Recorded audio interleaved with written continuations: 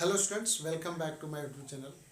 बच्चों, आज की वीडियो में हम लोग स्टडी करने वाले हैं लवण क्या है, यानी व्हाट इज साल्ट।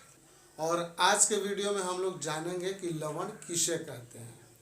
तो बच्चों, लवण एक आयनिक यौगिक है, यानी लवण एक आयनिक यौगिक है और यह धन आयन और ऋण आयन के मिलने से बने होते हैं। बच्चों, हम लोग पिछले वीडियो में पढ़ चुके हैं कि उदासीनीकरण अभिक्रिया एक ऐसी अभिक्रिया है जिसमें अम्ल और क्षार आपस में प्रतिक्रिया करते हैं, आपस में अभिक्रिया करते हैं और उस अभिक्रिया के फलस्वरूप लवण और जल का निर्माण करते हैं। यानी जब कभी भी अम्ल किसी क्षार से अभिक्रिया करता है तो लवण और जल बनाता है। तो बच्चों, लवण कैसे बनता है हम सभी जान चुके हैं, पिछले कई वीडियो में पढ़ते आ रहे हैं कि लवण का निर्माण अम्ल और क्षार के रिएक्शन से होता है। यानी जब एसिड और बेस आपस में अभिक्रिया करते हैं तो सॉल्ट यानी लवण का निर्माण करते हैं।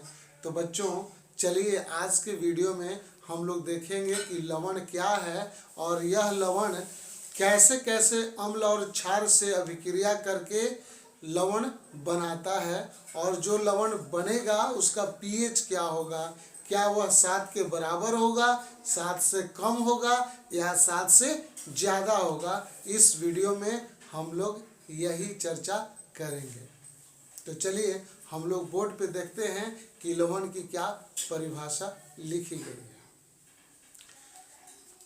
तो बच्चों, लवण एक आयनिक यौगिक है जो उदासीनीकरण अभिक्रिया के फलस्वरूप बनता है। ये हम सभी जानते हैं बच्चों कि उदासीनीकरण अभिक्रिया वह अभिक्रिया है जिसमें अम्ल और क्षार आपस में अभिक्रिया करते हैं और लवण और जल का निर्माण करते हैं।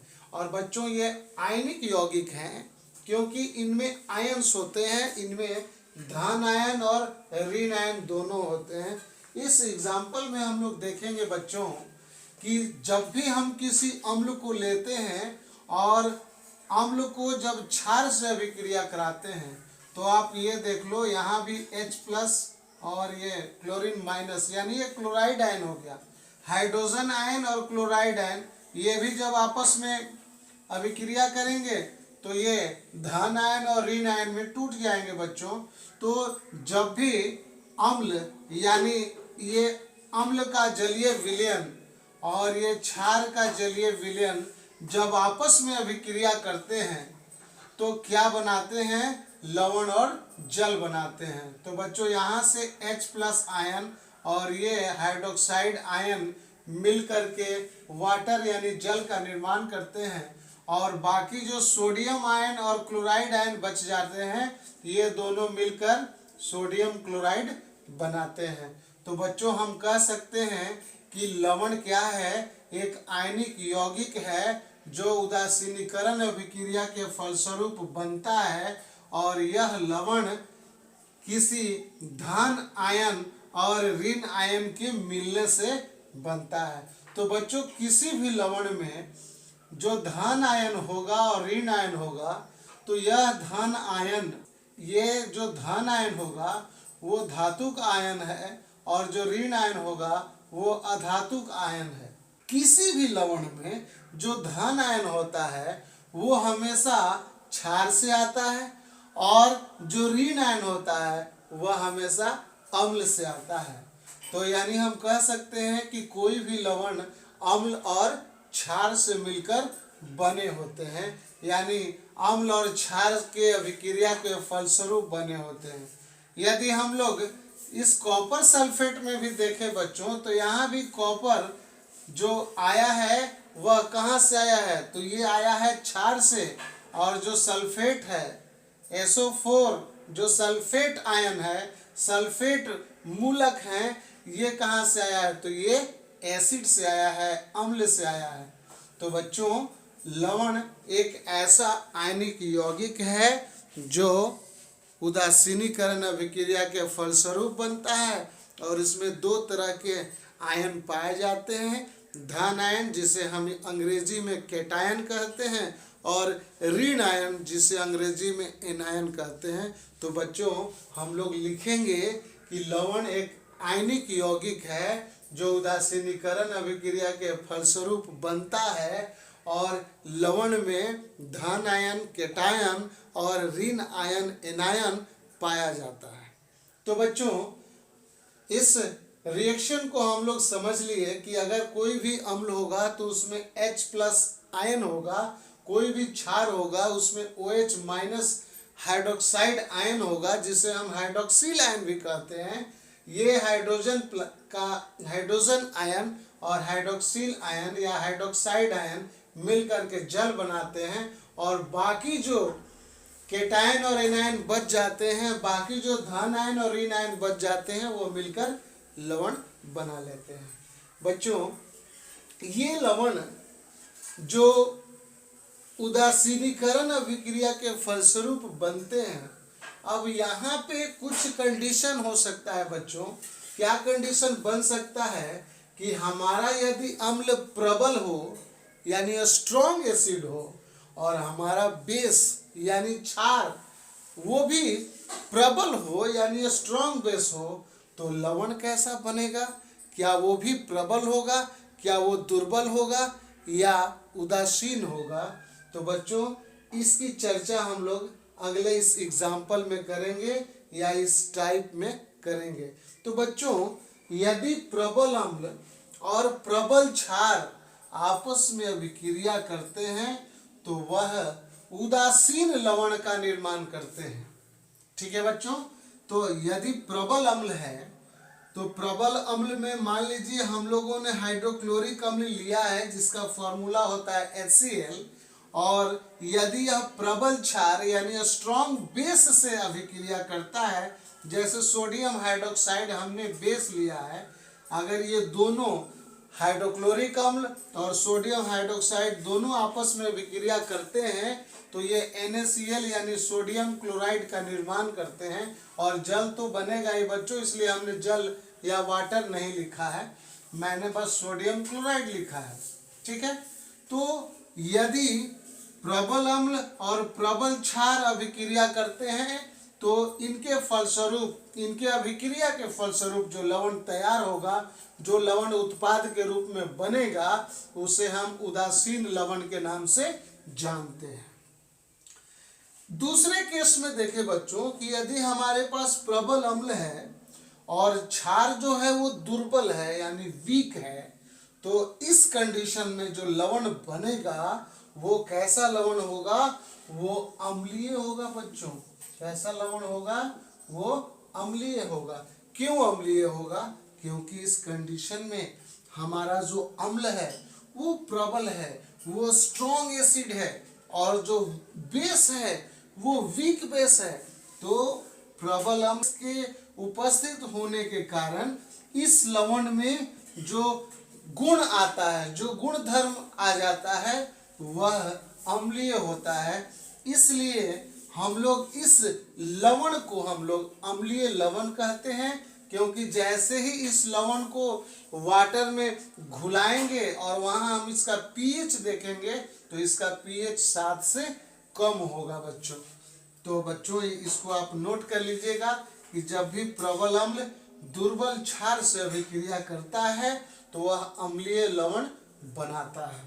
एग्जाम्पल में हम लोग देखेंगे एग्जाम्पल में कि सल्फ्यूरिक अम्ल यानी H2SO4 और क्यूप्रस ऑक्साइड CuOH का होल ट्वाइस, ये दुर्बल क्षार है बच्चों। और जब दुर्बल क्षार प्रबल अम्ल से अभिक्रिया करता है तो यहाँ कॉपर सल्फेट या क्यूप्रस सल्फेट का निर्माण करता है। तो ये जो कॉपर सल्फेट बना बच्चों, ये कॉपर सल्फेट क्या है? ये अम्लीय लवण है।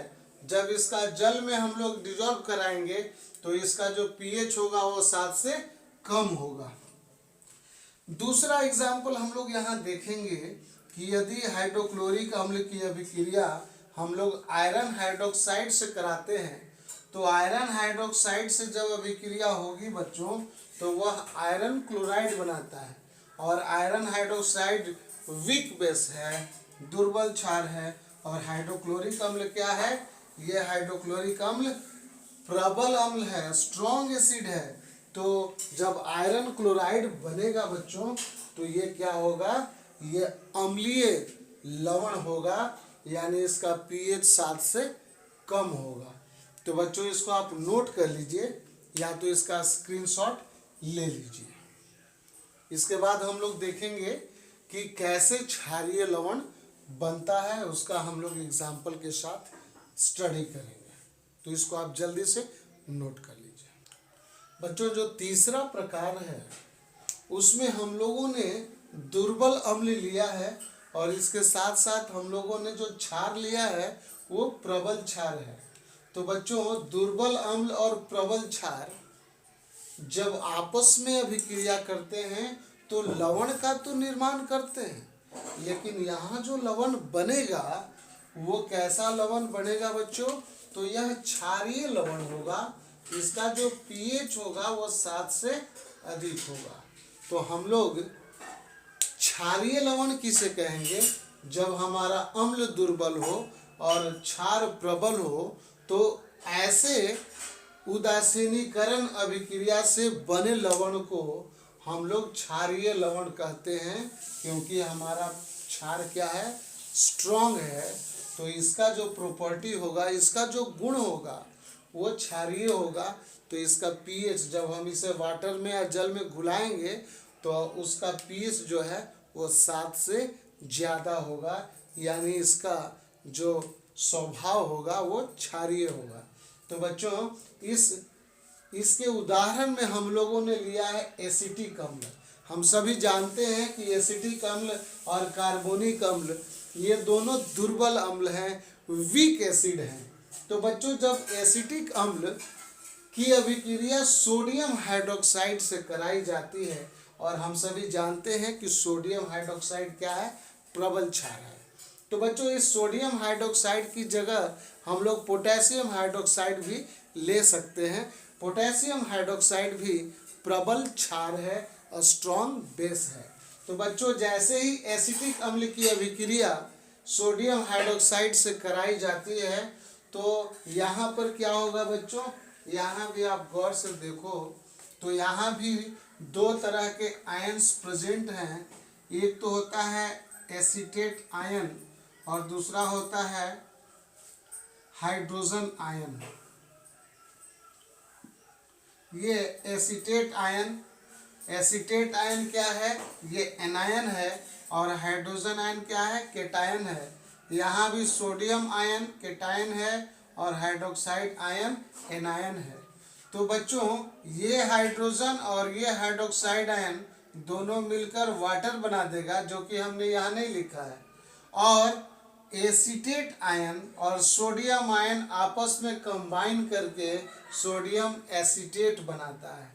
तो सोडियम एसीटेट एक ऐसा लवण है जो प्रबल क्षार और दुर्बल अम्ल के अभिक्रिया के फलस्वरूप बनता है। तो यहाँ जो ये गुण धर्म दिखलाएगा ये क्षारीय दिखलाएगा, क्योंकि सोडियम यहाँ पे क्या है, वो प्रबल क्षार से निकला हुआ है। तो यह लवण जो होगा वो क्षारीय लवण होगा।